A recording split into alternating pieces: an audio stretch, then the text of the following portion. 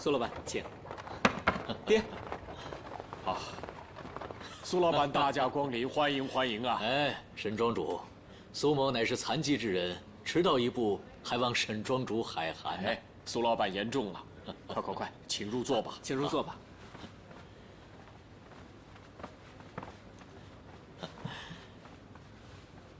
沈庄主，你对苏某双腿残疾之事，感到有些意外。过往之事实在不足为外人道啊。沈某只是感于啊，苏老板虽然不良于行，但却头脑金光，成就非凡，更胜过健步如飞之人啊。苏某年轻之时，曾遭仇家迫害，走投无路之时跌落山崖，幸好大难不死，捡回一命。苏某为了治这个腿疾，远赴关外寻找良药。虽说腿没治好，却意外找到致富之道啊！苏老板慷慨豪迈，沈某佩服啊！伯奇，这次为太后打造寿礼一事，多亏了苏老板慷慨解囊，帮我们万宝斋渡过了难关，大恩不敢言谢，仅仅以此聊表心意罢了。哎，沈庄主，这区区小事何足挂齿？若是沈庄主再以礼相赠的话，那就是您瞧不起苏某了。再说，我与令郎伯奇一见如故，自身又膝下无子，早就将伯奇视如己出了。这只是我举手之劳，沈庄主，你呀，真的不必放在心上。爹，其实这次事情得以顺利完成，还得感谢一个人，那就是苏老板的义女柳絮姑娘。哦，爹，孩儿与柳姑娘心心相印，情投意合，这次也全靠柳姑娘才会让苏老板答应出面相助的。还请爹成全我和柳姑娘吧。哎，伯奇啊，你这么说就不对了。学儿自幼知书达理，与你之交也是止乎于理。他既然都知道你有家室了，心高气傲如他，又岂会破坏别人的姻缘呢？可是苏老板，爹，闭嘴，起来。苏老板，我敬你。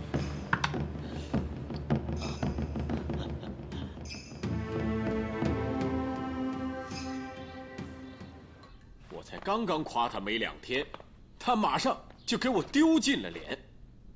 明明是贪慕美色，他居然还想趁机邀功，还想在苏老板面前逼着我同意他纳妾，简直是岂有此理！我就说这孩子平时鬼心眼多，干不了什么正事。顾燕小姐，其实伯奇少爷他本质不坏，再给他一次机会，相信他会改过来的。哎，原本这一次的事情之后啊，我还以为他大有进步了，我正想把万宝斋交由他管理，现在看来啊，他根本经不起考验。管理万宝斋这么大的事，不用急着做决定啊，先看看吧。哦，对了，香萍啊，我倒觉得这位苏老板为人慷慨豪爽，而且做事又不忘回报，我倒觉得他是个值得交往的朋友啊。这样的朋友是很好啊。我今天才知道，他可是咱们江南的老乡啊。他还说了，他已经很久没有尝过地道的江南菜了。哎，我正想把他请到家里来，尝一尝郭嬷嬷的手艺，你觉得如何呀？当然好啊，嬷嬷可是我们沈家庄之宝，她做的苏杭本帮菜，在京城一带，我相信很难有人能出其右。小姐这么说，我还真不敢当。不过做菜是可以的，但是如果姑爷要请苏老板吃饭的话，请早点告诉我。你知道有些材料得花点时间呢。好好好。一杯热茶送给爷。不喝呀？不喝茶没事啊，写了那么久多累呀。这是人世间最好吃的猕猴桃，吃不吃爷？你尝尝，放了2天还没坏呢。我不要。不要啊？你看你不要再写了，多累啊。大家给你编好东西。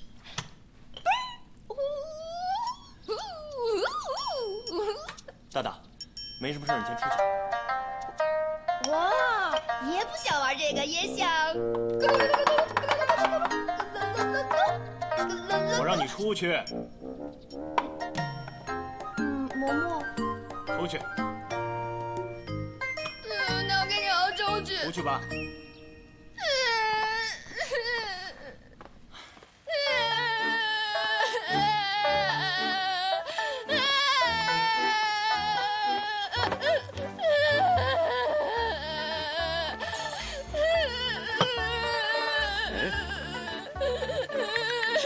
大大，怎么一个人在这里坐着，不进去伺候着大少爷呢？老爷，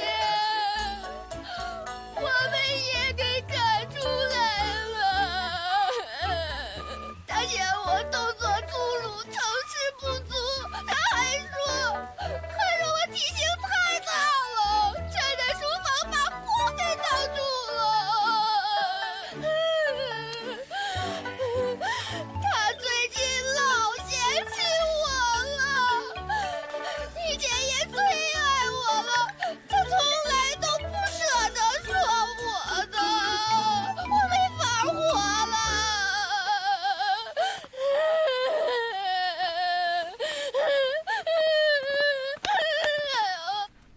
伯南呐，爹，在写些什么呀？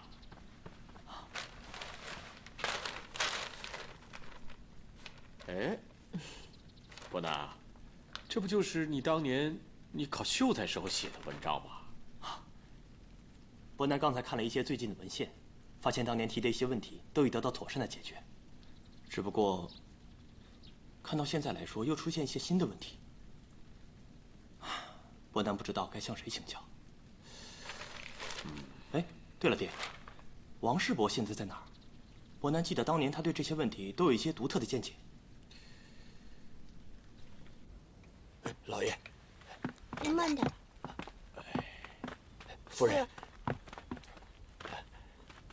爹，走吧。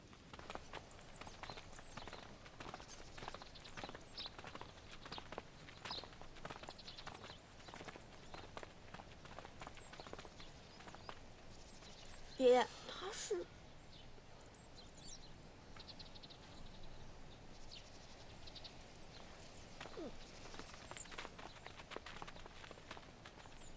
请问这位姑娘是？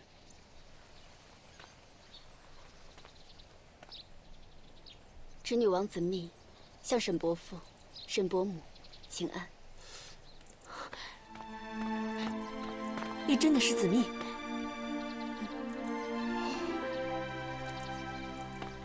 老天有眼呐！老天有眼呐！老天有眼呐！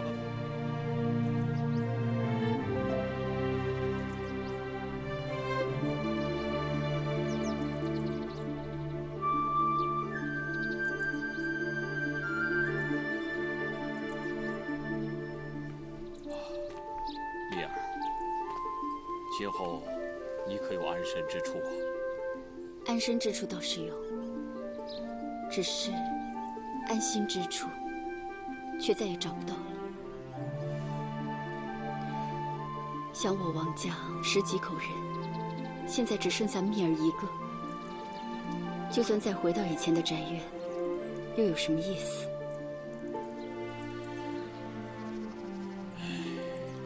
沈伯伯，真对不起，让你跟着蜜儿一起这么难过。沈伯伯，你放心吧，现在蜜儿暂住在京城的一家客栈里，你不用为我担心。那今后你有什么打算吗？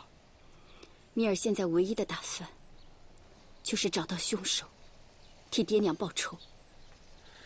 这些日子以来，蜜儿每天都去衙门，击鼓鸣冤，希望大老爷能够早点抓到凶手。可恨的是，衙门的人总是推三阻四，迟迟不能破案。其实啊，也不能怪他们。或许这个凶手早就已经不在京城之内，他们的行踪诡秘，所以这件事情要办起来也不是那么的容易啊。又或许，那个凶手是京城的大人物，家财万贯，早就已经买通好官府，所以才会这样一直逍遥法外。你说的也不无道理。但如果真的是这样的话，你还是这样贸然求官，很可能反而会招来杀身之祸呀。自从爹娘去世的那一天，蜜儿就将生死置之度外，恨不能早一点去见爹娘。只是大仇未报，蜜儿不能这样轻寻短见。蜜儿虽然是一介女流，但是这点危险从来都没有放在眼里过。唉，你一个女孩子家，居然有如此的胸怀。果然呐，虎父无犬女啊。夏君啊，你生了一个好女儿啊！如果你地下有知，就该好好的保佑她，让她早日将凶手缉拿归案，也替你们王家找回公道啊！申祖光，好你个卑鄙小人，还在惺惺作态。蜜儿，你一个姑娘家在客栈里住着，总是不太方便。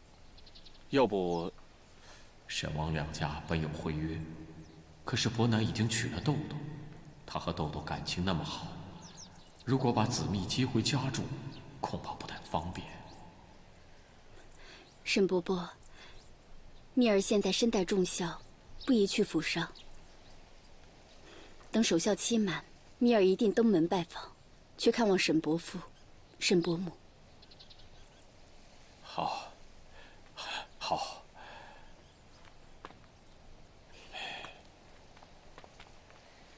一个人在外需要用钱的地方很多，这些钱你先拿着，以后遇到什么困难，尽管来沈家庄找伯父伯母。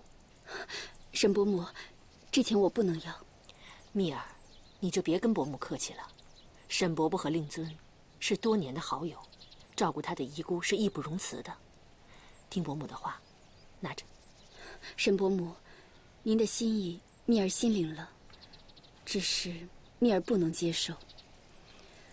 虽然王家家道中落，但是爹爹的教诲，蜜儿永远都不敢忘。绝不能靠别人的施舍过活。你怎么能这么说呢？沈伯伯和令尊亲如兄弟，沈伯伯就是你的长辈，长辈给晚辈一些用度，怎么能叫施舍呢？再说了，你求官府追查凶手，少不了要上下打点，这些都是需要钱的。不给钱，他们怎么可能为你出力呢？你就当做是为了找到凶手，早点为你爹娘报仇，也要把这钱收下。谢谢沈伯母，谢谢沈伯父。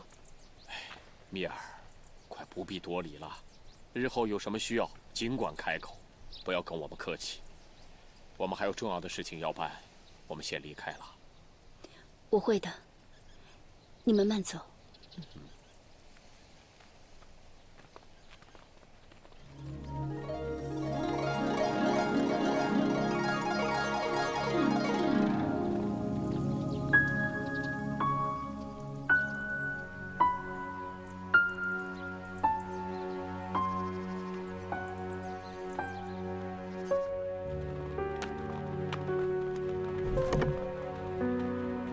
少爷，怎么这么眼熟呢？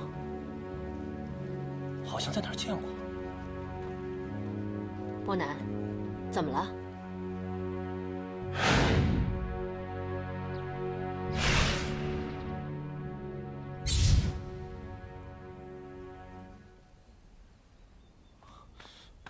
伯南，你去哪儿？伯南，伯南，爷，伯南，大少爷。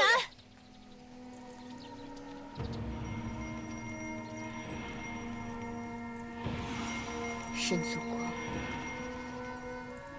你以为你一张银票就能洗掉你身上的血腥，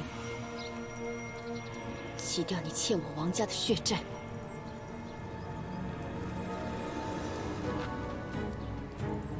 爹，娘，你们再等等，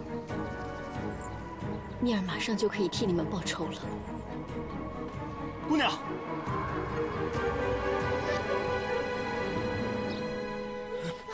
爷，哎，大大，沈伯南，多谢姑娘救命之恩。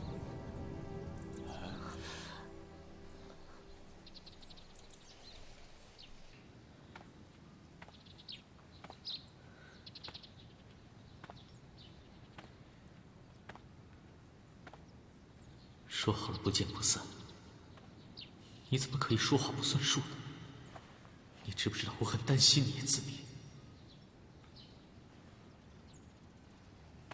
哎呀，扔了扔了，全都扔了啊！这些垃圾呀，一件都不许留啊！可是这些都是大少爷最喜欢的东西啊，怎么现在就变成垃圾了呢？你看这个纸鸢，还有这把木剑，还有这只大蛐蛐，都是大少爷费了好大的劲儿找来的。叫你扔你就扔了吧，这是伯南少爷特别关照的，不许这些垃圾污染他的房间。嬷嬷，要不然我们先把这些东西放到别的房间里，万一哪天大少爷想起来又要玩呢？你怎么那么啰嗦呀？叫你扔你就扔了呗。哎呀，郭嬷嬷，哎，伯刚少爷，这是怎么了？好端端的把我大哥的玩具全给扔了。那是你大哥的意思。我大哥的意思？哎，你还不知道吧？你大哥已经康复了，跟正常人一样啦。你说我大哥恢复正常了？啊，真的？哎，你没骗我吧，郭嬷嬷？这是真的。行了行了，真的。别晃了，你把我这老骨头给晃散了。哎呦，太好了太好了，我去找他。哎，你大哥现在跟老爷夫人去祭拜王将军去了。我知道了，郭嬷嬷。哎呀，我先走了。好了好了，大大，哎，赶紧把客房准备一下，然后让紫蜜姑娘早点休息。是。蜜儿，需要什么东西尽管开口，别客气，这里就是你的家。谢谢伯母，只是我实在不宜在府上叨扰，要不我还是搬回客栈去住吧。那怎么行？莫说令尊和沈家的关系，就是看在你是伯南救命恩人的份上，我们都不能让你在外头吃苦，你就安心住下吧。伯母，即使蜜儿，你再推脱的话，就是看不起我们沈家庄。伯母，您千万别这么说，子密遵命就是了。大哥，大哥，大哥，大哥，大哥，让我好好看看你。你真的好了吗，大哥？子密啊，子密，你好糊涂！既然知道伯刚姓沈，家中又是做珠宝生意的，怎么会没有想到他就是沈祖光的儿子呢？哎，大哥，你还记得我是谁吗？啊，当然记得你了。小的时候老是跟在我的屁股后面跑，长大老是云游四海。我们沈家最不乖的就是你了。大哥，看来你真的好了，大哥。好了好了，伯刚别闹你大哥了，让他安静说会儿话。哦，哎，大哥，这次你能好得这么快，多亏了豆豆和于神医的帮忙，要不然啊……好了，你们兄弟俩有什么话别站着说，坐下来再聊嘛。啊，大哥，坐下聊。来来来，子琪兄弟，子琪兄弟，你怎么会在这里啊？你可是不知道，我在客栈是左等右等啊，一直没有等到你出现。你知不知道我有多着急啊？我已经从那家客栈里搬出来了。为什么？不为什么，只是为了方便而已。对了，那些人还有没有找你麻烦啊？我看那么多人追你而去，我真的是担心你啊。我这不是好好的吗？对啊，我看到你跟我大哥都安然无恙，我高兴的都语无伦次了。伯刚啊，你们两个人认识啊？爹，我跟子琪兄弟早就认识了，我们还在江南一起杀过倭寇呢。只不过那时候子琪兄弟还是男儿装扮的。子密行走江湖，为了不必要的麻烦，所以以男儿装扮示人，不是有意欺骗沈公子的。哎，你不要老是公子长公子短的，听着别扭。哎，对了，爹，这次能找回玉石，子琪兄弟真是功不可没。要不是他引开匪徒，伯刚恐怕早就命丧黄泉了。啊？有这种事啊？啊？那这么说，他不但救了伯南，还救了伯刚，真是我们沈家的大恩人呐！你还救了我大哥，子琪兄弟，我真是没看错你，你不愧是我的生死之交。沈公子言重了，我只不过是路见不平，拔刀相助，你我萍水相逢，怎敢与你称为生死之交呢？沈伯父，沈伯母，我有些累了，想先回去早一点歇息。好啊，我带你回房间。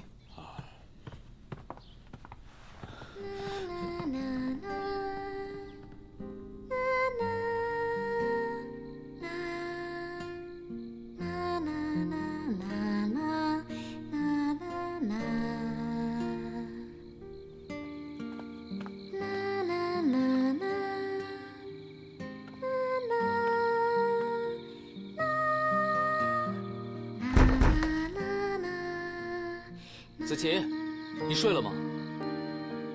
我有话对你说，你出来一下吧。我已经睡下了，有什么事的话，明天再说吧。子琪，我不知道为什么，我感觉你一直在躲着我。你以前不是这样的，你是不是发生什么事了？你告诉我呀，啊？还是你一直在生我的气？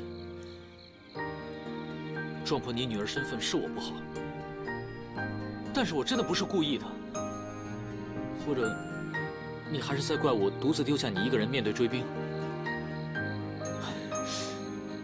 不管因为什么，我真诚地向你道歉。你让我怎么做都可以，但子琪，你千万不能不理我。子琪，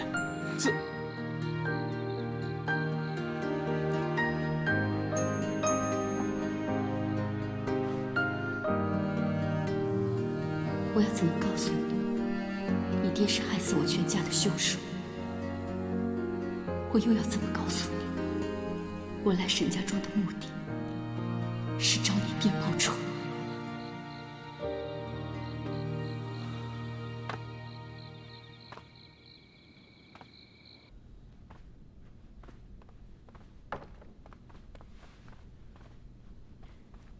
老爷，你有心事啊？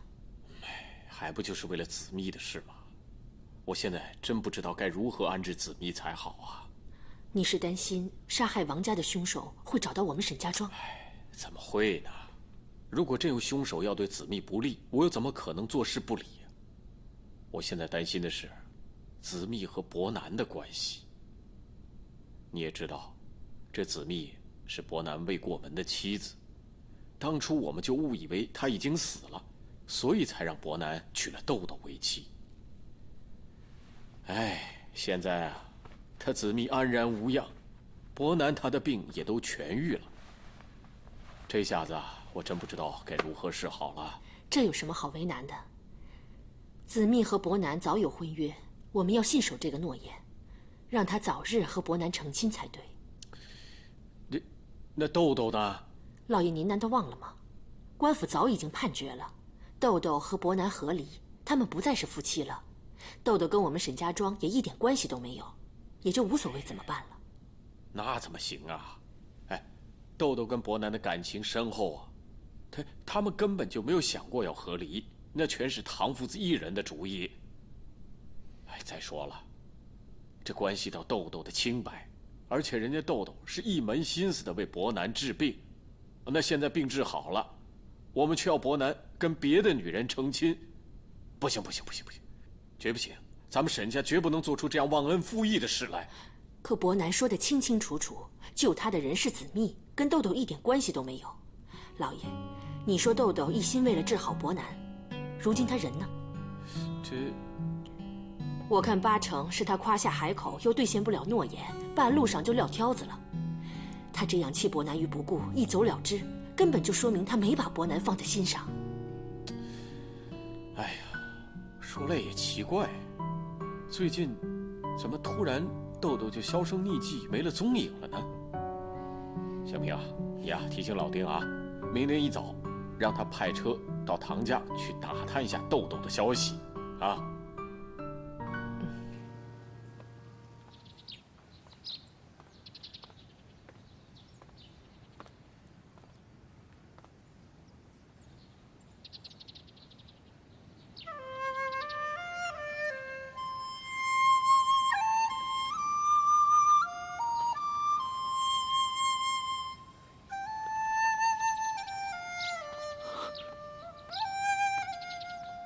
子密姑娘，沈公子有事找我？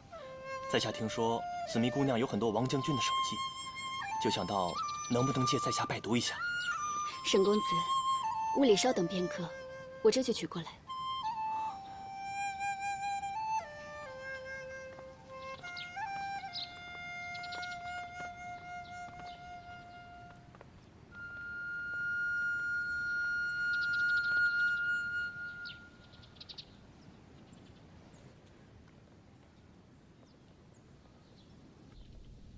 解除海禁，开埠通商。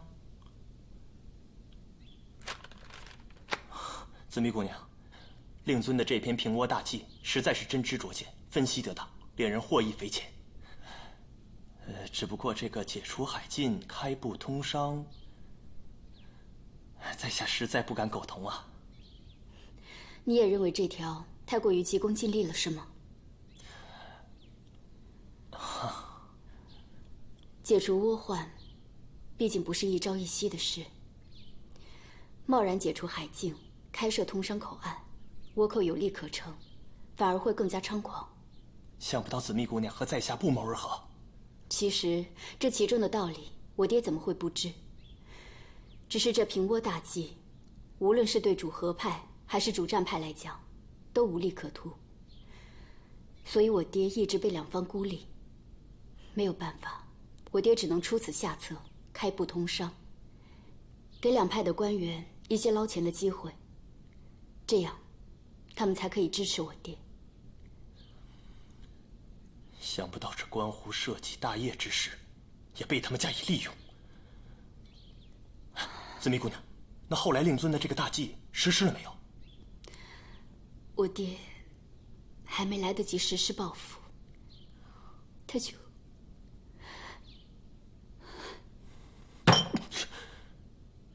想不到我大明朝又这么白白失去一个好官，我不能手刃凶手，让他腰斩于世，引百姓唾弃。我真枉为读书人。当你知道这幕后凶手是你爹，还会这样想吗？对了，紫玫姑娘，在下还有一事请教。什么事？请说。你看。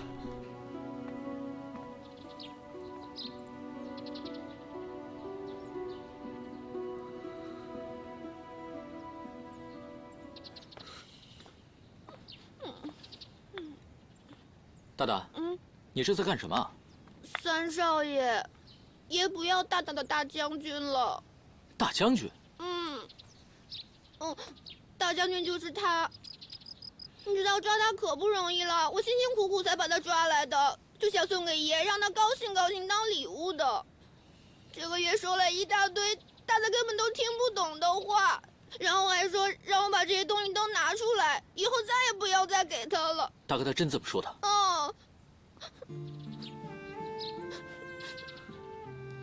看来大哥病好了，整个人的性情也都变了。现在想一想，我真的特别怀念那时候，我们就跟大少奶奶在一起，我们放风筝，我们还逛街，我们偷吃好吃的，那时候多好啊！我怎么把豆豆给忘了？豆豆，哎，你来干什么？万全，我来找豆豆。你们沈家还嫌害太太不够啊？你给我走！万全，你别误会，我找豆豆真的有事。我说的话你听不明白吗？你走开！哎，万全，豆豆，哎，豆豆，满意了吗？万全，豆豆他怎么了？还不是因为你大哥！我大哥？豆豆为了救伯南，跑去魏昌侯府偷救命仙丹。前2天，有人发现他昏倒在大路上，把他送回来。我二叔说，如果再晚来一步的话，豆豆就连命都没了。万全，那你二叔说，豆豆什么时候才会醒啊？我二叔说，这次连他都无能为力了。我告诉你，如果豆豆这次有事的话，我跟你们沈家没完！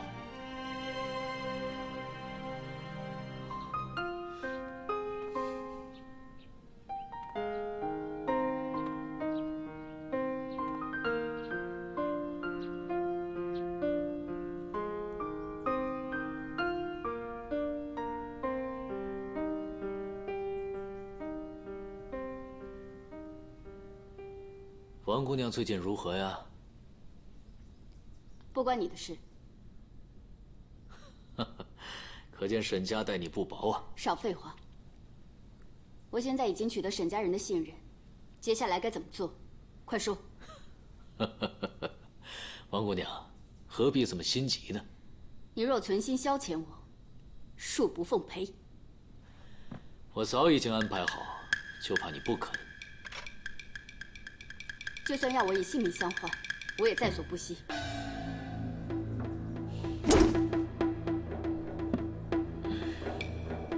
王姑娘言重了。王姑娘不但不会死，还要成就美事。我要你嫁给沈伯南。怎么，做不到？你做不到，只好前功尽弃了。我会嫁给沈伯南。你说什么？大声点，我听不到。我会嫁给沈伯南。继晨，你跟沈伯南的喜事必须在江南老宅举行。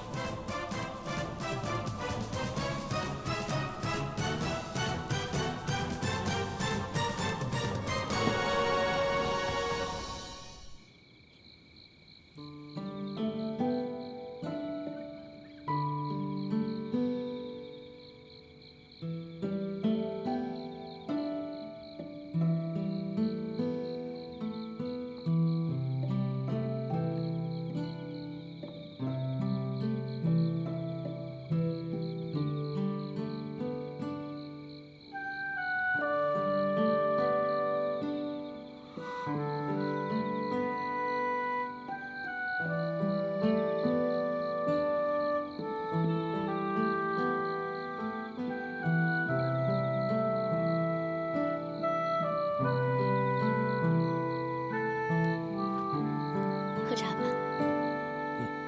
来。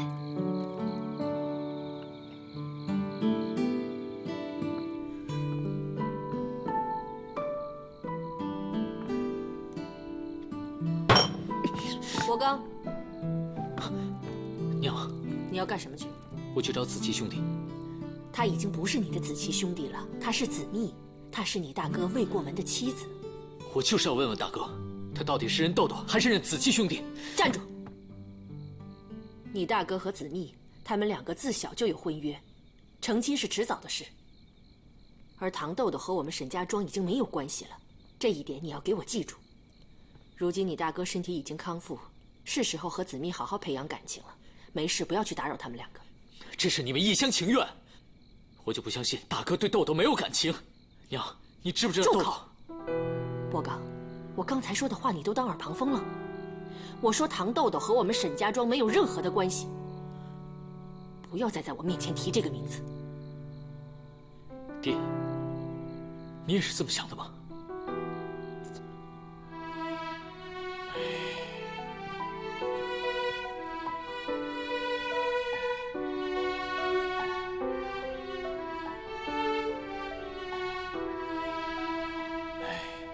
也难怪伯刚他不能接受伯南和子密呀。豆豆，他虽然喜欢胡闹，但是沈家上上下下都喜欢他的真性情，大家也都认定他就是沈家的大少奶奶。现在突然间要子密顶替他的位置，换成是谁都难以认同啊。老爷，你真的认为现在的伯南和豆豆在一起会幸福吗？豆豆是市井长大的野丫头，读书少，不懂礼节，不守规矩，整天只知道打小算盘。而子密是大家闺秀，知书达理，温柔懂事，论修养境界，豆豆都比不上她。如今我们的伯南已经不是以前那个8岁智商的小孩子了，他要的不是一个陪他疯陪他野的玩伴，他要的是一个能理解他、辅佐他、为他生儿育女、照顾家庭的妻子。我已经决定了，再过几天就向子密提亲，把2个人的婚事尽快办了，免得夜长梦多。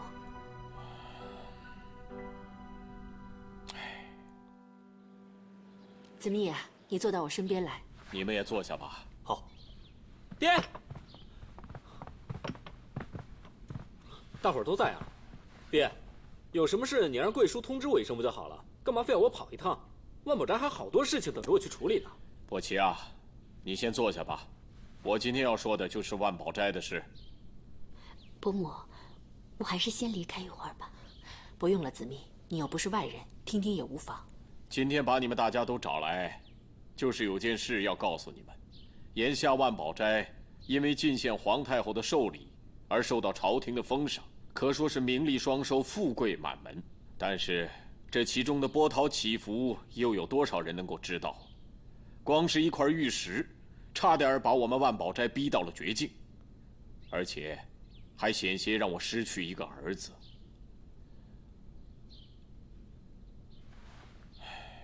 所以啊，跟朝廷打交道看似风光，但是稍有不慎就会招来大祸，落一个不得善终的下场。所以经过这件事之后，我已经感到身心俱疲，我只想早一点回到江南老宅去，和你们的娘过上几年快乐悠哉的生活。那爹，万宝斋怎么办？这就是我今天把你们大家找来的目的。既然你大哥的病已经完全康复了，我打算把万宝斋交给他来管理。伯奇、伯刚，你们可得帮帮大哥，知道了吧？爹，大哥他从来没有当过家，您是不是应该再考虑考虑？我已经考虑得很清楚了。其实啊，我早就已经有隐退之意，只是我一直苦无接班的人罢了。你大哥的病已经好了，也算了却了我心头的一桩心事了。可恶，爹完全没有把我放在眼里。从今往后，你们三个兄弟一定要齐心协力的管理好万宝斋。爹，恕伯南不能从命，伯南无意接管万宝斋，请爹另觅人选。伯南，你这是为何啊？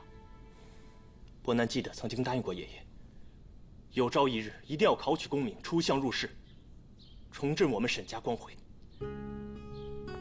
伯南，你还记得你爷爷曾经跟你说过的话？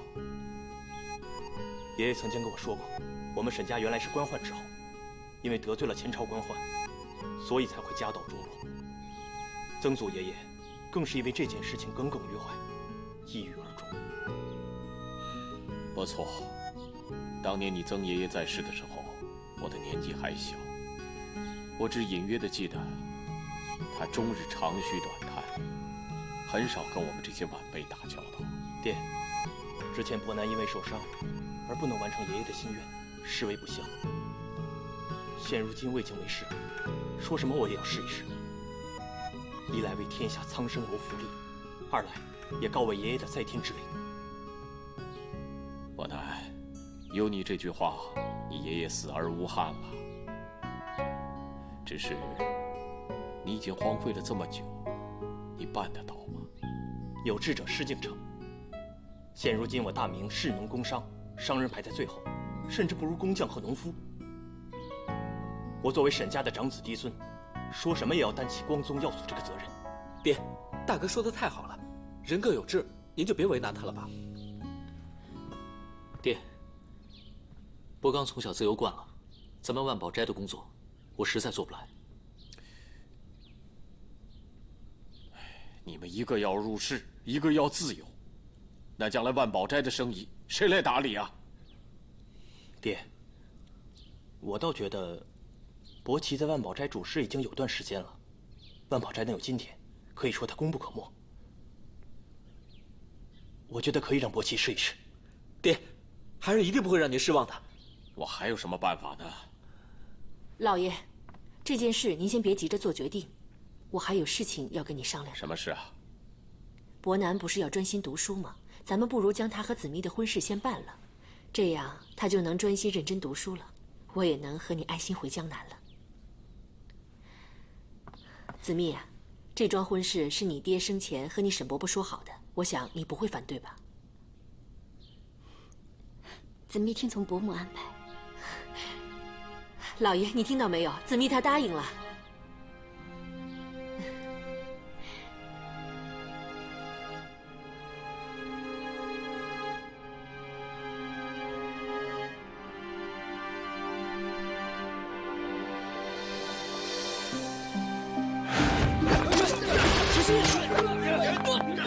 沈大哥，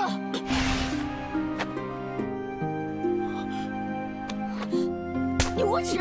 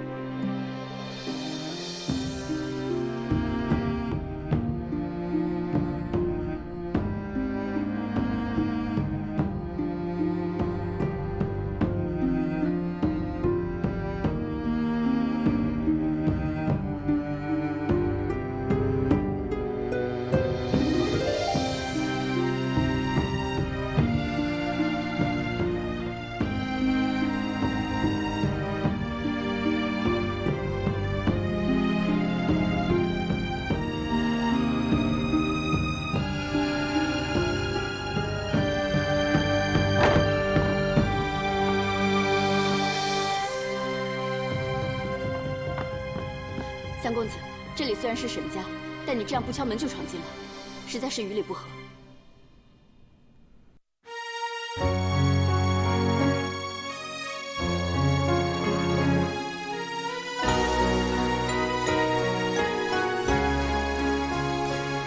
擦肩而过时，不想看见你，无名指有陌生的标记，就算再坚持着，不过命运思念还有什么意义？我好想从明天开始忘记你。你的爱像流星划过后却没了踪影，可明天来临要我如何放弃？怕只怕会一天一天默默等着你。我好想从明天开始忘记你，你的爱像流星划过后却没了踪影。当明天可不可以